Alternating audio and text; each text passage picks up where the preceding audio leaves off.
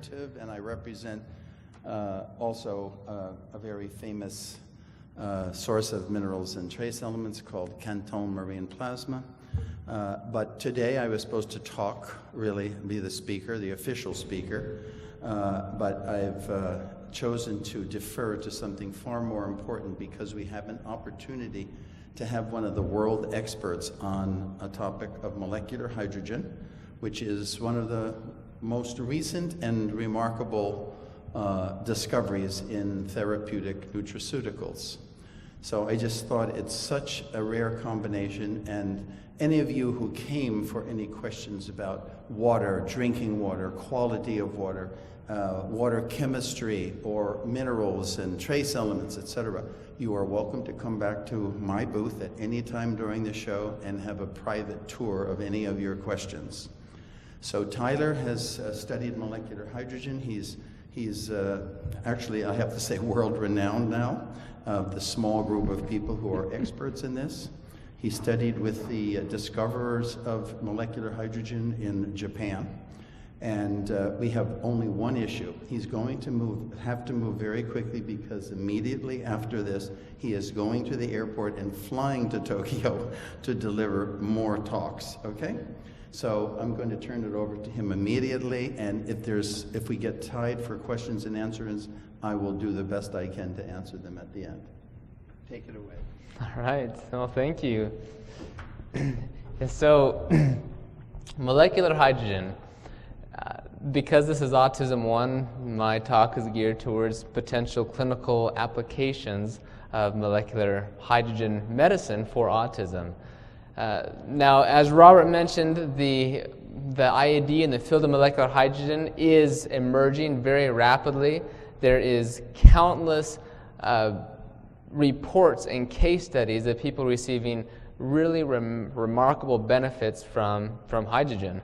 And in order to understand this, first we ask the question of what is molecular hydrogen? What are we talking about? And effectively, this is the molecular hydrogen. It's two atoms of hydrogen combined together. This is the gas. People can think of like the Hindenburg. This is the same gas. It's very explosive. That's because it's energy dense. In fact, hydrogen is 3 times more energy dense than gasoline. And for a long time, we looked at hydrogen for alternative fuel source. Well, now we're seeing that hydrogen actually is good for therapy as well. So to come some background of molecular hydrogen, we've seen it's therapeutic in over 150, actually closer to 170 different human and animal disease models and essentially every organ of the human body. This is what the scientific research is suggesting.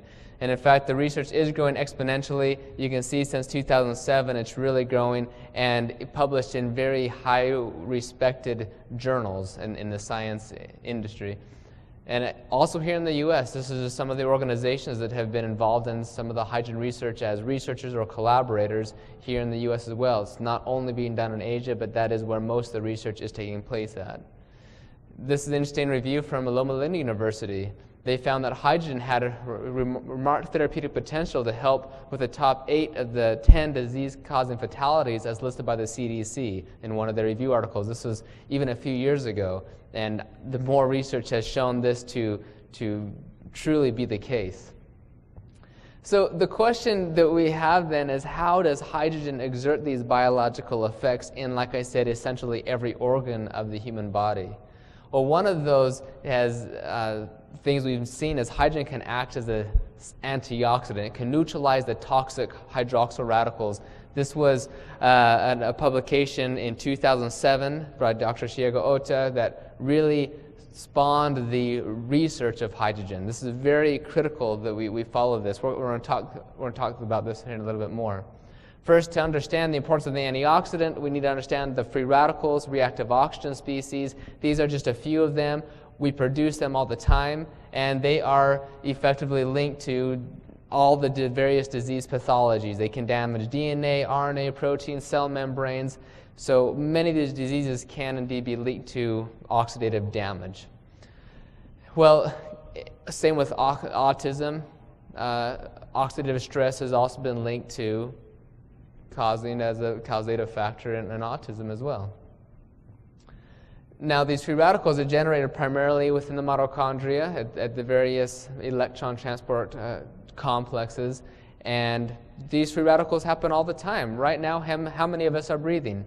Well, right now you are generating free radicals. So, you know, the best thing to do right now is to hold your breath.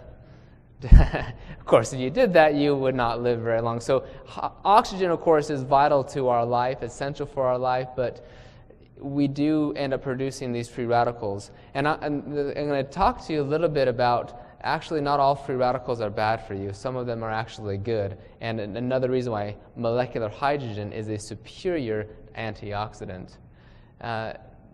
Importantly, though, because these free radicals are generated and they're continuously assaulting our body, in order for us to live, our body has to have a way to protect ourselves. So the body actually has its own endogenous antioxidants. So you have things like glutathione. Many of us have heard of glutathione before, or superoxide dismutase, catalase, right?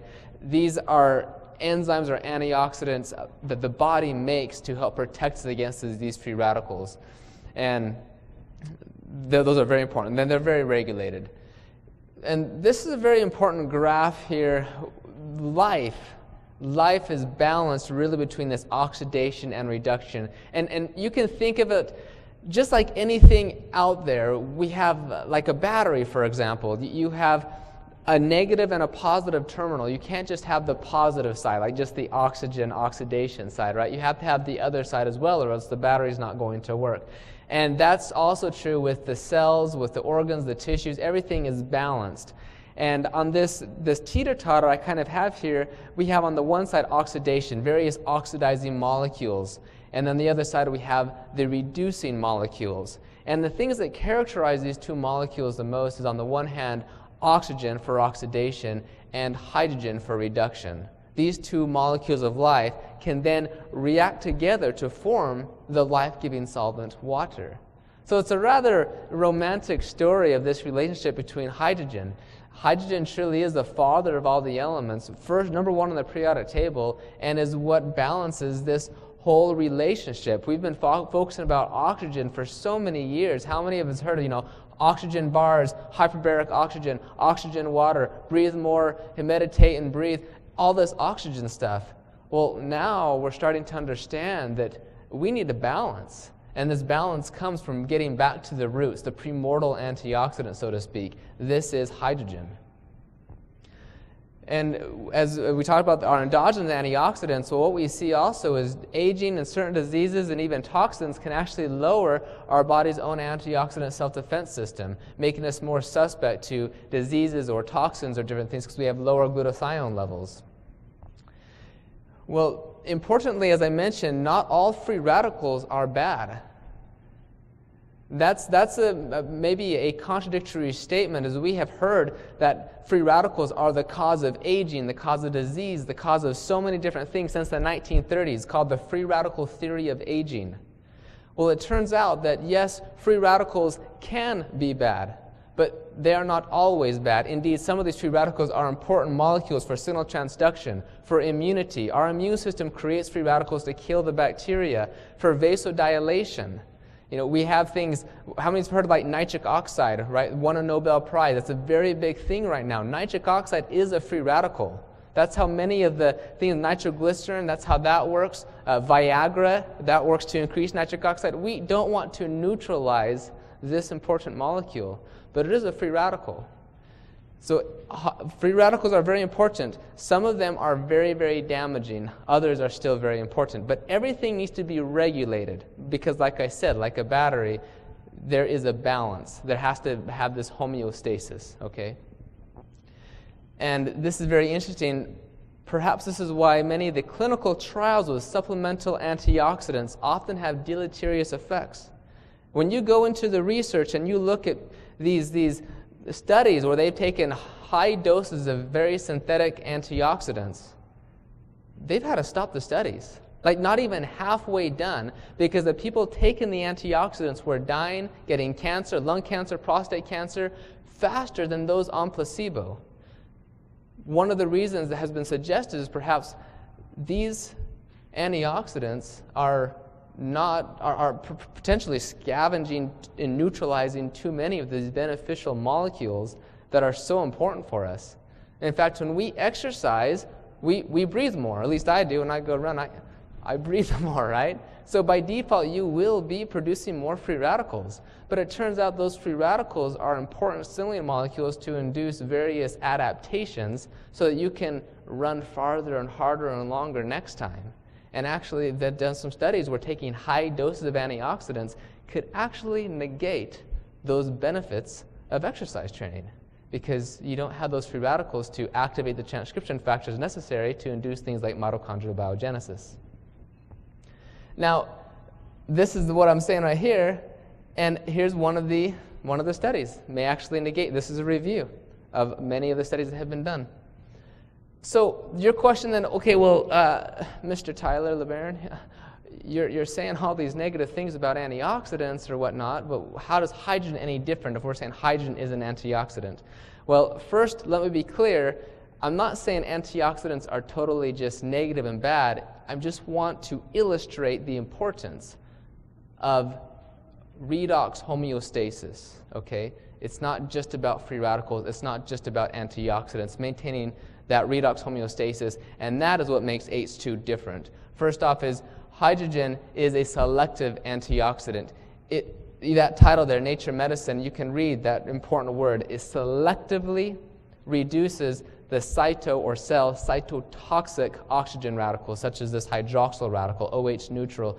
This is one of the most damaging lethal radicals that is produced in the body. It does not have really any benefit other than it just damages your DNA. And hydrogen can selectively neutralize that molecule. And you see the equation, the stoichiometry here, is one molecule of hydrogen will react with two of those hydroxyl radicals, converting them to water, because hydrogen plus oxygen is water. That's a very neat thing in and of itself, is just the fact that there's no toxic byproduct. All the other antioxidants, if vitamin C or anything, if they donate their electrons, well, now vitamin C doesn't have electrons anymore. So it's considered a pro-oxidant. So the body has to quickly rejuvenate that, metabolize it. It has to do something, or else it can catalyze further damage or do something. The body has to take care of that, clear it from the system, from the cells. Versus with hydrogen, it just converts it to water. It's a very simple reaction. And there's some other reasons why hydrogen is superior, because of its rapid diffusion. Hydrogen has the highest diffusivity of all gases and really anything else. So it's able to penetrate quickly throughout the entire body. When we look at the cell membrane, it's difficult to get inside of the cell membrane, and things that get inside the cell easiest is, number one, the size. The smaller it is, the easier it can get inside. Well, what is smaller than hydrogen? Nothing. It is the smallest molecule. The other thing is whether it's neutral, hydrophilic or hydrophobic. Well, hydrophobic things can get into the cell membrane easier. They don't require things like ion channels or specific transporters. So molecular hydrogen as a gas can quickly diffuse through the subcellular compartments, through the cell membranes, into the mitochondria, the nucleus, very easily. And this is what this graph is illustrating. That red little exploding thing, those are hydroxyl radicals. We see those happening in the nucleus, in the mitochondria, in different locations. That's where the damage is occurring. Well, we have the blue diamonds. Those are hydrophobic antioxidants, like, say, vitamin E. Those don't mix in water very well, so they're going to stay in the cell membrane. It has a difficult time for those types of antioxidants to actually get to the mitochondria or nucleus, because they're hydrophobic. They're not water soluble, so stay in the membrane. But see, the damage, a lot of the damage is really occurring inside of the nucleus and in the mitochondria. Then you have things like the hydrophilic antioxidants, which is the other shape. Those are like vitamin C that are water soluble. Well, now those have a difficulty getting inside of the cell through the cell membrane, because the cell membrane is hydrophobic. So it has to go through specific transporters, the whole process.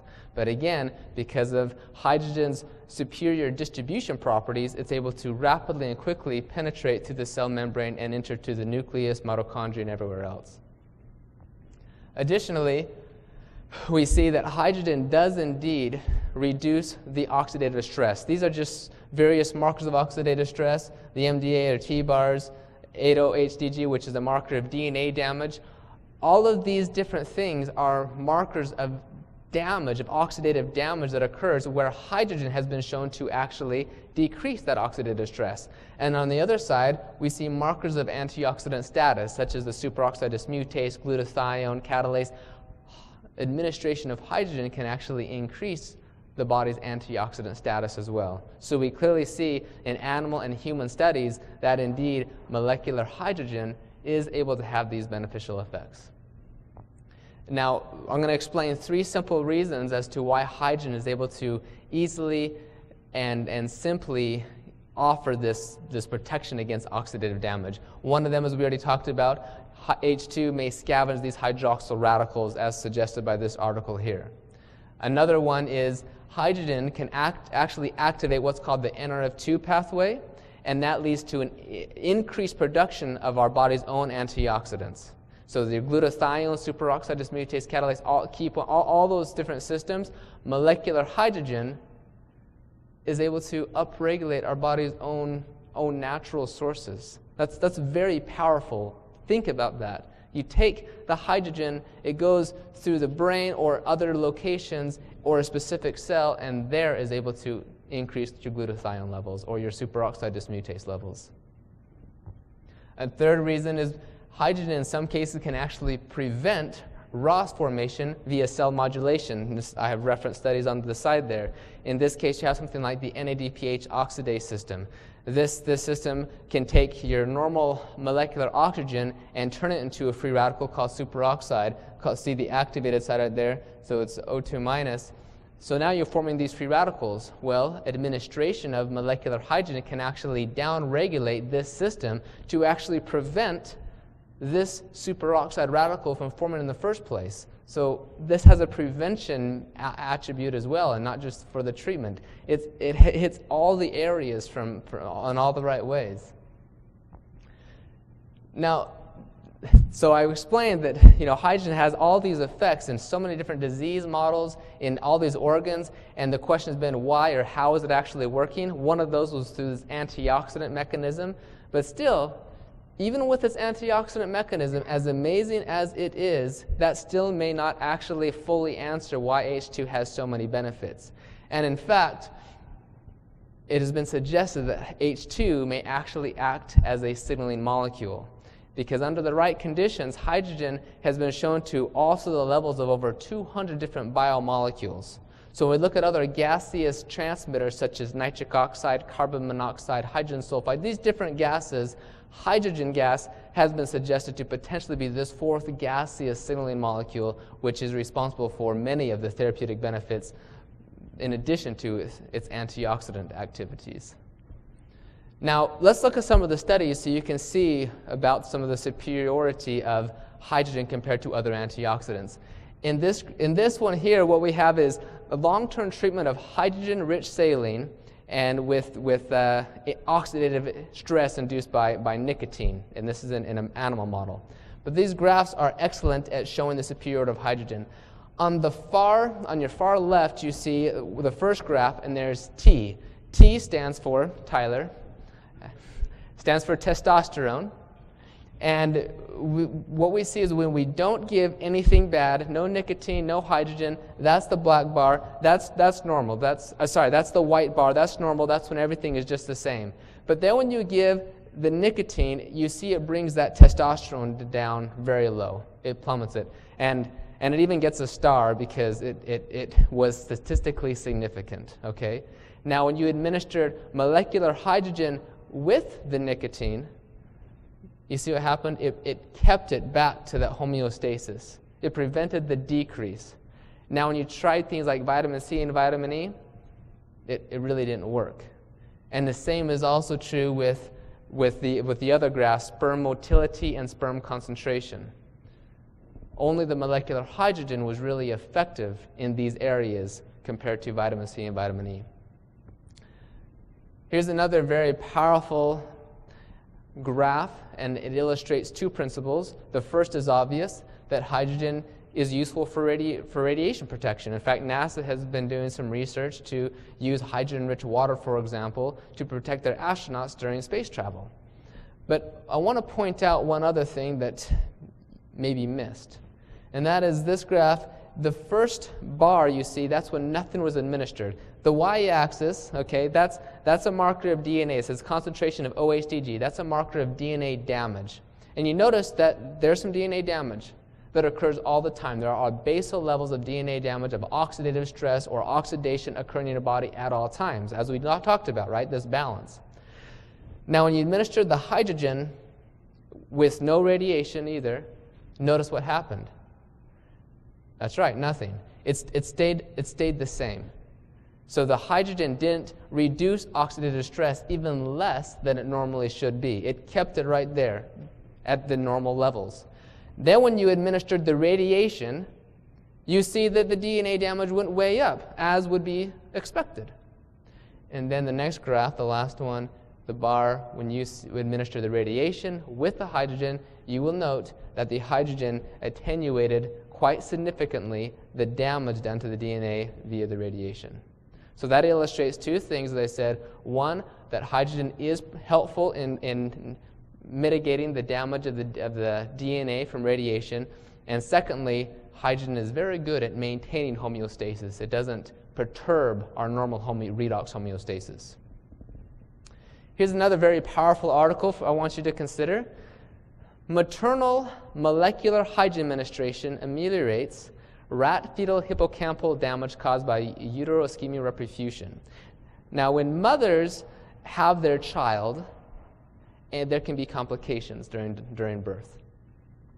And sometimes that complication leads to their child having a lack of oxygen, a hypoxic condition, ischemic reperfusion injury can result, and that can lead to damage to the brain, to degeneration of the brain cells.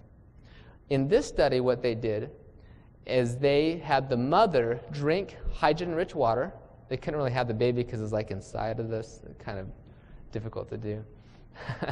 So they had the mother drink hydrogen-rich water. Because hydrogen is so small, it can just diffuse right through the placenta very easily. The mother drank the hydrogen-rich water, and you see the sham, that's the control. The mother in this case didn't drink hydrogen water, didn't do anything, just had a perfect delivery, and we see on the x-axis degenerated cells, that's normal. There was hardly anything that happened. The black graph with the IR, ischemic reperfusion injury, that one, the mother did not drink the hydrogen water, and there was an IR injury, and we see the degenerated cells was very high. In the next group, the mothers drank hydrogen-rich water. The injury still occurred, but you will note that the degenerated cells was almost like it never happened. That's a powerful study. Here's another one that's very interesting. Mitochondrial dysfunction in autism spectrum disorders. A systemic review and meta-analysis. This is a very powerful article showing that the autism, one of the etiologies or problems with it is mitochondrial dysfunction. So is it possible that hydrogen may also benefit the mitochondria and perhaps then also benefit autism? Well, the mitochondria is a very important organelle of the cell. It is the energy-producing organelle, the powerhouse of the cell, right? It produces the ATP, the adenosine triphosphate. That's what the energy currency is. And an average person, they need about the same amount of ATP that they weigh. So if you're 150 pounds, you need to resynthesize about 150 pounds of ATP per day. That's done via the mitochondria. That's a big task for the mitochondria. Okay? Now, H2 actually can stimulate the mitochondrial function. Here's the various aspects of the mitochondria. We have different complexes, the electron transport chain, and indeed, hydrogen is able to stimulate the complex 1, 2, 3, 4, and 5, as well as the ATP synthase enzyme, which actually leads to a higher ATP production. So it's very good for athletes in different areas as well. On another note, when we look at toxins from the environment, pesticides and different things, this may also be a causative factor in autism. Is toxins we get from the environment, right? Well, maybe pesticides or organophosphates have a causal link to the development of autism as well. Well, will hydrogen have any benefit in that? Maybe. In this article here, this is what this suggests. Oral intake of hydrogen-rich water ameliorated chlorophyrus-induced neurotoxicity in rats. This is an organophosphate. It's a pesticide, right? And in this study, it showed that the drinking of hydrogen-rich water was able to decrease the damage done by this, the neurotoxicity done by this pesticide. Here's another very interesting one. Okay, so we talk about the brain. Why is it so difficult to treat many of the neurological conditions? Because the blood-brain barrier prevents hydrogen from going through. Well, hydrogen can easily go through the blood-brain barrier. The other thing is that if the blood-brain barrier gets damaged, that allows other toxins or different things to enter into the brain, further exacerbating the problem. Well, in this article, this was showing that hydrogen can actually attenuate some of the damage to the blood-brain barrier. And they found that the drinking of hydrogen-rich water improved the neurological function. This is an animal model, and via a number of its reduction pathways and some cell signaling. This is an interesting one as well. This is a double-blinded clinical trial in Parkinson's disease. So these are not studies that are only done in animals or in cells. There are human studies as well. And this is just over a year-long double-blinded clinical trial in Parkinson's disease, and they showed that drinking of hydrogen-rich water had a significant therapeutic effect in attenuating the Parkinson's disease score. And this is an interesting, this is another thing to think about.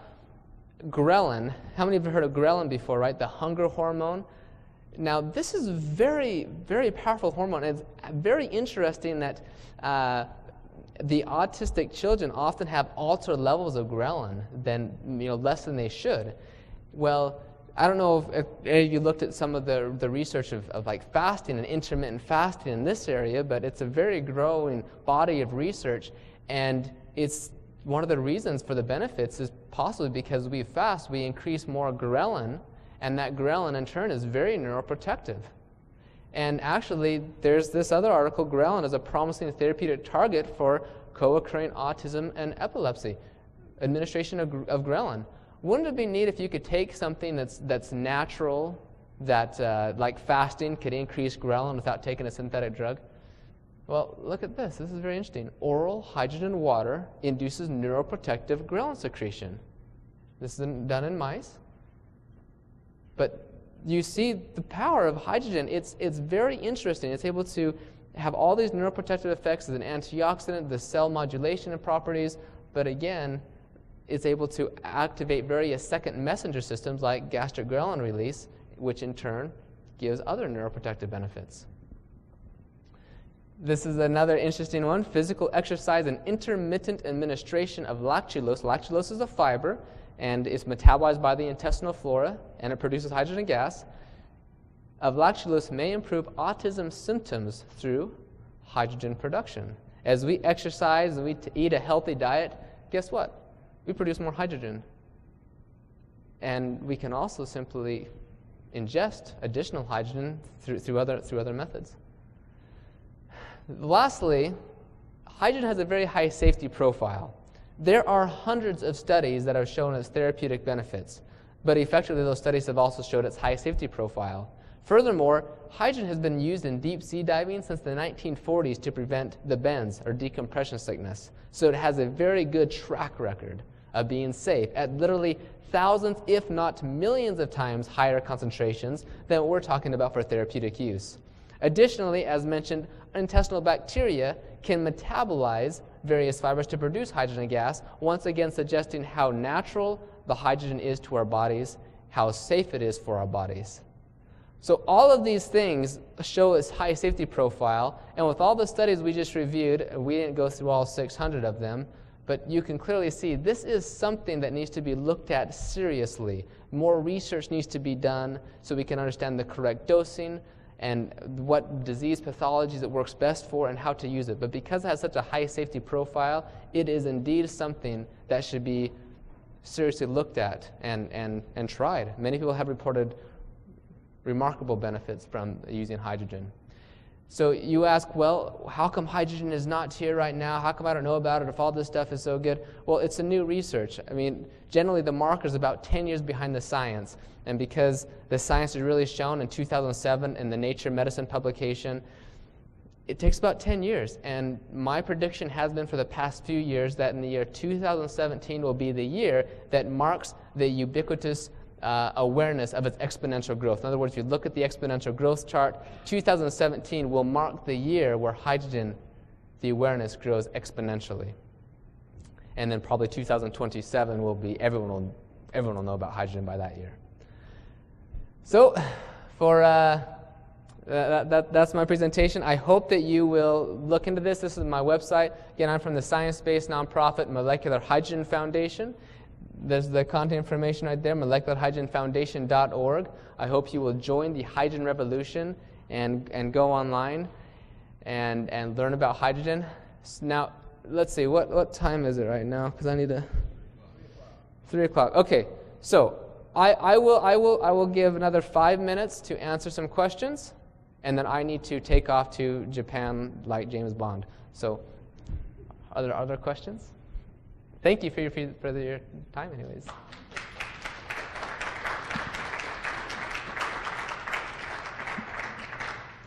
Yes. Oh, we have a microphone. Oh, and we have one over here. Okay, go ahead. I'm sorry. Where can we find this for our children now? Children on the spectrum. So it is safe to start using, even with the other supplements that they have. So is there a source that you recommend for us to purchase it and experiment with it? Great question. I can answer that after you leave. Just any questions regarding products or things. Robert, will you stand up? Robert has asked me to come here to speak on hydrogen because he has hydrogen products. And I will tell you about all hydrogen products. There's many interesting things. Yes. We had a question over... I have the microphone over here, actually. Hi. Oh. And actually, we have it on our website, Moms Across America. Yes, she does. As a fundraiser. And so I was wondering a little bit more about the ghrelin. Can you speak a little bit more about that? You said it's a fasting... The ghrelin? The ghrelin, yeah, sorry. Yes. It's a hormone that's produced when somebody's fasting? When we're hungry. That's one of the reasons we start to feel hungry. So why would that be beneficial for boys with autism? Just that ghrelin itself, the molecule ghrelin itself, one of the effects is it does make us feel hungry, but it also has a lot of anti-inflammatory benefits and effects in the brain and the whole neurological system, even helps to attenuate oxidative stress. That's just ghrelin. One of the effects is it makes us feel kind of hungry, but it has a number of other health benefits as well. Does that go along with diets that recommend that people fast? Yes. Every other day, for a whole day or something like that. So there's beneficial effects to ghrelin because of that, many of them. Okay, I'll look into that. Mediated by ghrelin, indubitably. Okay, so H2 induces neuroprotective ghrelin secretion in mice. It helped produce more ghrelin. Yes. Is that it? Okay, thank you. Yes.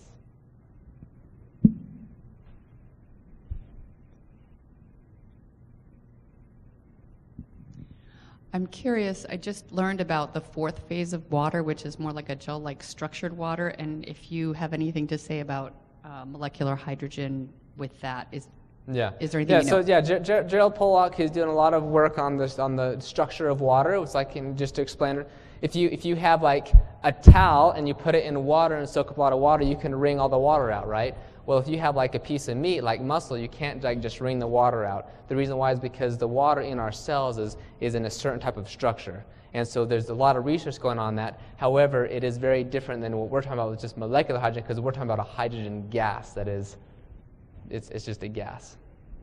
Not necessarily, Yeah, Sorry, I'm interested, I know you spent a lot of time in Japan. Have you found use for using this to help ameliorate what's going on with Fukushima as far as radiation poisoning for the people Absolutely. there? That's one of the things that the Japanese often talk about is the hygiene for the radiation. Of course, the Japanese often don't know how bad the radiation really is because everything's very censored. Yes? You say that hydrogen therapy is neuroprotective. Now, my son's going to have, he's going to go under sedation. Unfortunately, he broke his tooth, and now, it's affected the nerve, and he'll have to have a root canal, yay. Oh. So he's going to have to go under full anesthesia, and I'm a little weary about it, even though he's had EEG before, and he came out okay, I guess. Would this help in that? Well, I don't know, we have to do a full study, but I would fully recommend that before they use the anesthesia or anything, that you administer hydrogen for at least a few days before. Pre-treatment of hydrogen can be very good, and there's actually some studies where they had to use anesthesia that has negative side effects, and they used hydrogen concomitantly with the therapy, and it was very helpful. In one of your slides, you mentioned hydrogen helping during delivery of a fetus when the mom ingested. Will hydrogen help a child that suffers type of hypoxia after birth? Yes, I think that pre-treatment is probably better, but still a post-treatment after they've had this hypoxic damage is still going to be very good, because there's still a lot of problems that are occurring with a lot of oxidative damage and things that occur. So certainly post-administration of hydrogen may still have some good benefits. At least it's very safe, so it's not going to hurt to try. And what's your take on hydrogen peroxide IVs? Yeah, so hydrogen peroxide, so if we look at water, water is H2O, and then hydrogen peroxide is H2O2. So hydrogen peroxide is additional oxygen. We're talking about hydrogen, additional hydrogen. And then hydrogen peroxide is an oxidant, hydrogen gas, molecular hydrogen is an antioxidant. So it's a totally different thing. Now, those who do hydrogen peroxide IVs, and they may have merit, I would suggest that you balance this out with hydrogen therapy. Okay, I'm gonna run to Japan. Robert Slovak will take over the remainder of the time. Thank you for your time.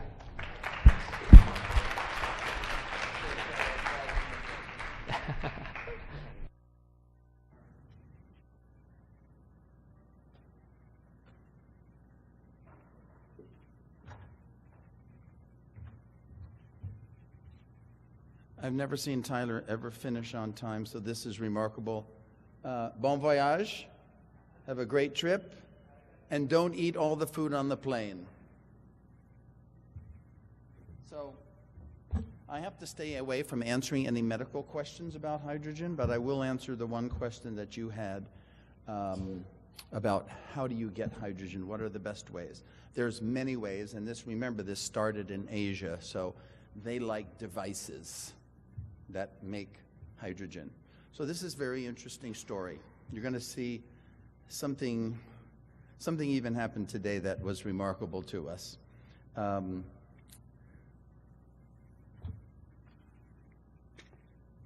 Hydrogen can be as easy as taking a bottle of water,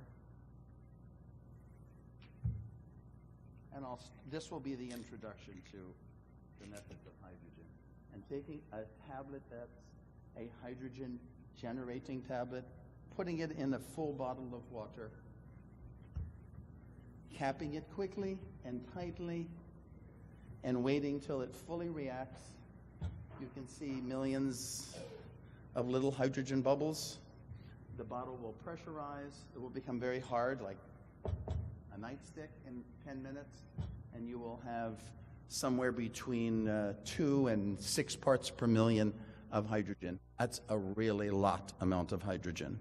The therapeutic effects of hydrogen have been measured as low as 0.2 parts per million. Even some studies did 50 parts per billion, okay? But the fact is, it's good to start with a healthy amount because hydrogen disappears very quickly. It's immediately going right through the sides of this plastic container.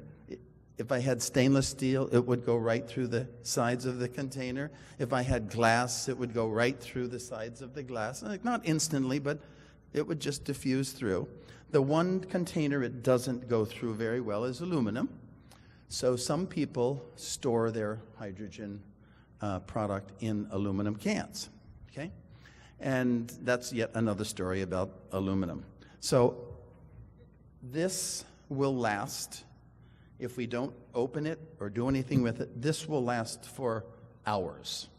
If you put it in the refrigerator, just like this, full, you didn't use it, it will last for days, perhaps even months, because cold water solubilizes hydrogen more effectively than warmer water.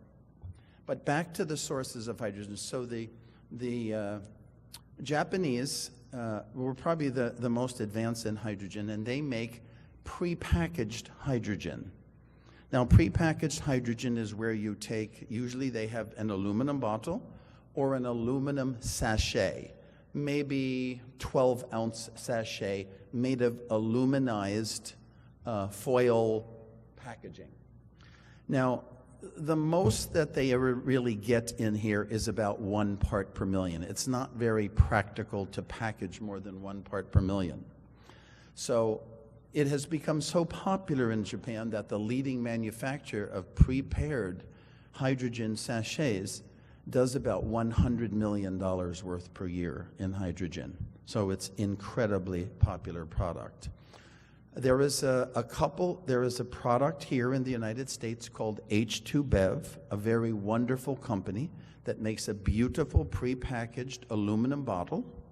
A little bit expensive, you know, it costs about $4 per bottle, where this is in the less than $1 per bottle.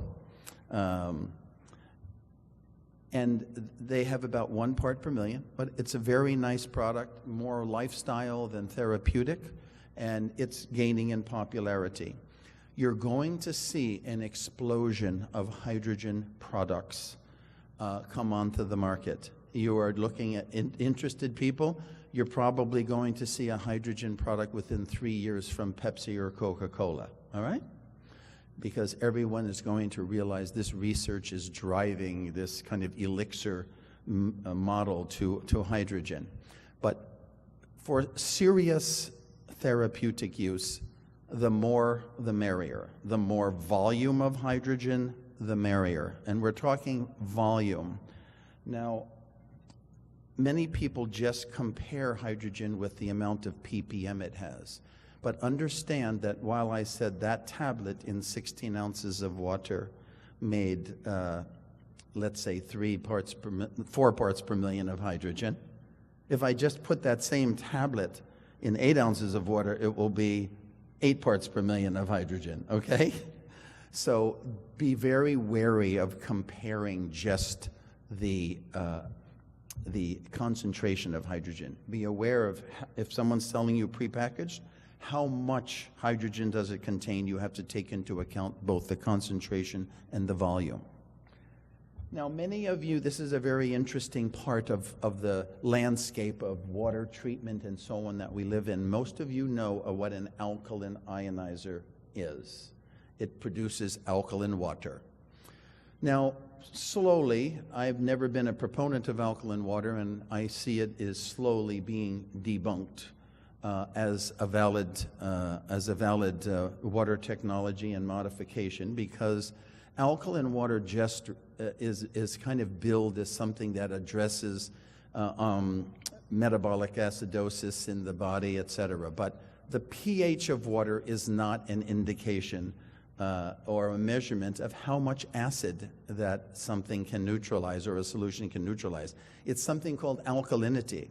And in the very early days of alkaline water, the early proponents confused the terms alkaline and alkalinity. They just thought the pH, if the pH was high, it would neutralize acid, but it's just not true. You have to have a high alkalinity. So if you want to alkalize the body, it's much more effective to use something like baking soda. You know, a half a teaspoon of baking soda is, I think, more effective than 10,000 bottles of alkaline water. So, and if you buy alkaline water in the store, like at Whole Foods, absolutely meaningless. It doesn't matter. Just buy regular water and put some baking soda in it. But at the same time, when I speak to doctors all around the world, I say, how many people are advocates of alkaline water? and maybe a third of them. I said, okay. And I said, and then I tell this story I just told you that, you know, you take a glass of alkaline water at a pH of 9, it's going to be a pH of 2 or 3 within seconds in your stomach. So what kind of, you know, how does the pH have any effect on the body? Well, it doesn't. The water is just going to be acidified.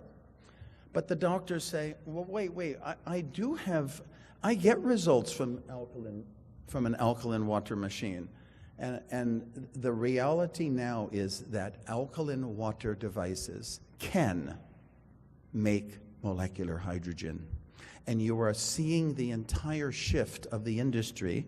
I call it the scientific misconception that became a billion-dollar business. But there is a merit to it. Not everything has molecular hydrogen in it. And as the machine becomes, let's say, fouled in its electrolytic cell, it ceases to make hydrogen. But that initial effect of using a machine, the benefits are due to the molecular hydrogen it produces. Now, most of them don't make over 1 part per million, but again, I said that is enough to see results. And you'll see many people say, you know, I used it for 3 months and I don't know, I just didn't feel as good anymore. But they would take their alkaline device and have it cleaned. They would have the electrolytic plates cleaned. Boom, they're back in enjoying their alkaline water again because it makes hydrogen. Now, something happened this morning that absolutely humiliated me and amazed me at the same time. My booth, which is number 24, is across from the booth of the Ion Cleanse machine. I don't know if the owner is here. How are you? And I've sat for decades across from various foot bath cleanses and so on, and I would debunk them, and these really can't work. But, you know, when I talk to women and I talk to children and the mothers, they say, this thing is fantastic. I don't care what you think, Mr. Slovak. I benefited from this, okay? So it was hard to convince me, and I was just in a quandary this very morning. So Tyler was sitting next to me as I'm thinking this out, and he goes, you know what? I wouldn't speak so fast, Robert. This Ion Cleanse device, maybe it makes a lot of hydrogen, because hydrogen would permeate through the skin very, very quickly, especially if you're in a bath of it. I said, there's no way you can retain enough hydrogen in there, blah, blah, blah. So you know what? He said, I'm going over there. He went over there with a hydrogen test kit, and we had an oxidation reduction potentiometer. We did a test on a little girl was using it, tested the water. It had a minus 600 ORP, and he looks at me and he says, there's hydrogen in it. That's an indication, not the measurement of it, but there's hydrogen, because the ORP is a measurement of the half reaction of hydrogen. And he goes, now let me test it. Get our little titration test kit out. Boom, boom, boom, boom. 0.6 parts per million of hydrogen. Bingo. So sorry for me giving you a plug, okay? But it really transformed me, and I am seeing more and more how hydrogen plays a role in so many of the things that we may ingest or use or appliances, and it is and it's manifesting itself as a true therapeutic agent and explaining a lot of things we didn't understand before. So back to the alkaline ionizers, what's happening in the industry is that they all know that alkaline water on its own doesn't mean anything. I mean, in the inner sanctum of alkaline water devices, they know it doesn't mean anything. So you are seeing the ads change. We make hydrogen. And now what's happening behind the scenes, there's only maybe 2 products on the market, and they haven't even reached the shores yet. They have redesigned the machines to incorporate proton membranes in them, et cetera, et cetera. They become more sophisticated. So now they're called neutral pH molecular hydrogen generators. So you're going to see a whole new crop of devices that you're going to have an appliance that will produce neutral pH with a decent concentration of hydrogen. And they'll be coming out probably more toward the end of this year. So it's, again, it's another product to consider paying attention to. I think if you're interested in therapeutic use, I think you have to consider the highest amount of concentration that you can get, just because it doesn't last. So when you have this bottle, now it's disappeared. We have a very hard bottle pressurized with hydrogen. You know it's in there. It's one of the reasons why we actually advocate making it in plastic, because you never know if you have a good seal. With glass, you can't tell it because it's always hard. Now you know you have a good seal. And when you open the cap, you hear a little, I don't know if you could hear it, but you hear a little fit. Now some of the hydrogen's coming out of solution, and this should be consumed in totality as quickly as is practical, certainly over the next 10 minutes. And that's how you get your dose of hydrogen. So that's a lot. That's 16 ounces of water. You can also make this same tablet in 8 ounces of water. It's just that now you have a because it's made with the primary ingredient is elemental magnesium, you have this kind of an alkaline taste that the more concentrated you make it, the less desirable it is. Can you handle it? A little unusual taste. Yeah. But that's about as high as is available on the market, is using one of these simple tablets. Are there any questions regarding the production of hydrogen and what's available out there?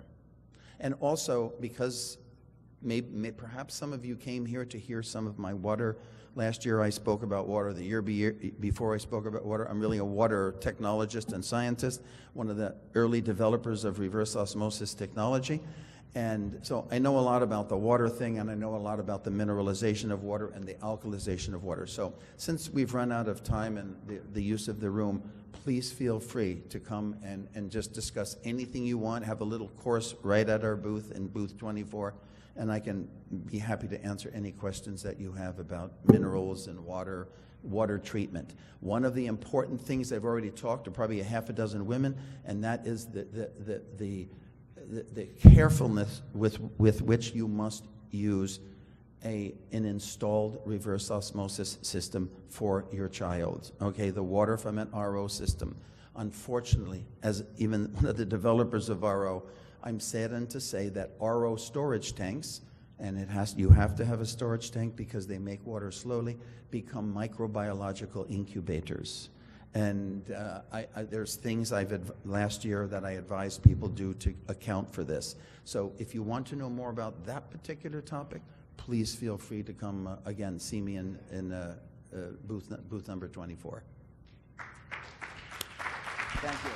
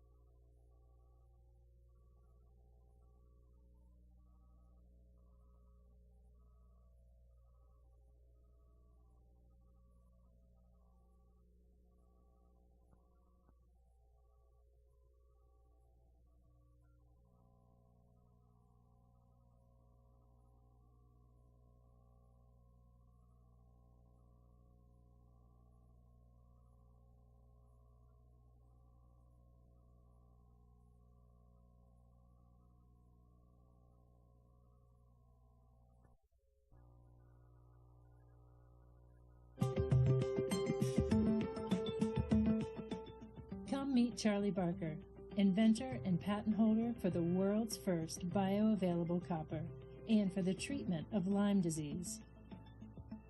Charlie is principal partner at Mitochondrial, the first supplement company to offer molecular electron nutrition. Properly nourished cells can reduce oxidative stress, support energy metabolism, remove toxins from cells, and support healthy nerve tissues. Don't miss out on this revolutionary presentation.